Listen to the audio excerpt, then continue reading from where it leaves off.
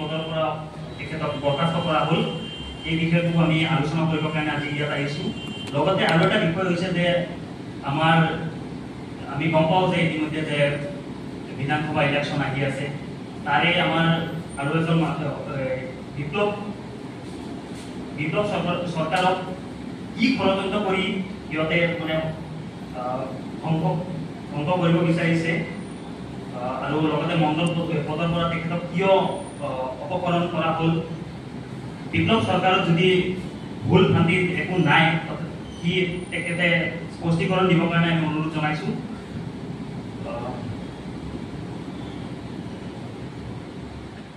আমি কৰ্তৃপক্ষক ধন্যবাদ জনাইছোঁ।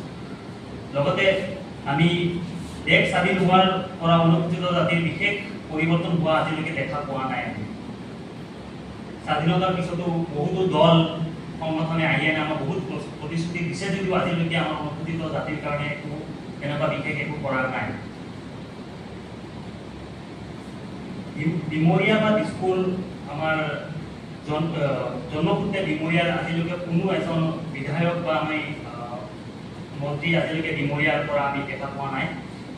যিহেতু এই বছৰ আমাৰ বিপ্লৱ চৰকাৰ যিজন আমাৰ ডিমৰীয়াৰ মণ্ডল আছিল বৰ্তমান নাই, দুদিনমান আগতে তেখেতক কি কাৰণত বা খোজা এইজন ব্যক্তিক ভাষা জ্ঞানো সন্দেহজনক। তেখেতে সূৰ্য বুলি কোৱা এজন নেতা হয়। তেখেতে ডিমৰীয়াৰ ভাষা সংস্কৃতিক প্ৰতি তীব্ৰ ভাবুকি কঢ়িয়াই আনিছে।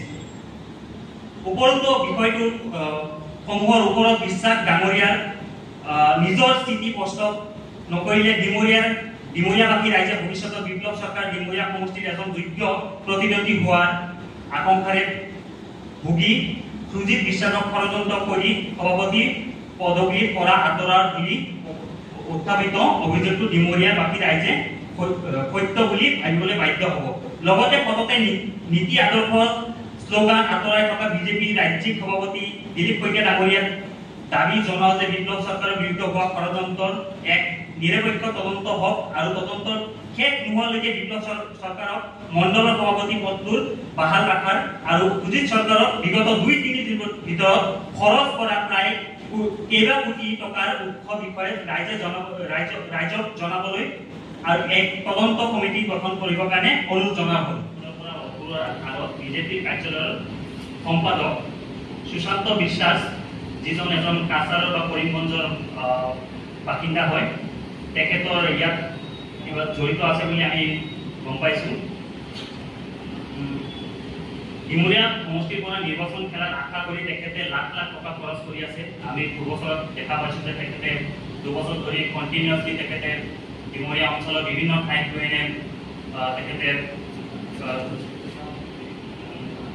দান আলোচনা কৰি আছে। তেখেতে এজন যেহেতু সাধাৰণ কাৰ্যকৰ্তা, তেখেতে ইমান ধন ক'ৰ পৰা উৎস কি তাৰ যে ক'ৰ পৰা ইমান ধন লাভ কৰি আছে, তেখেতে আমাক উত্তৰ দিব লাগে।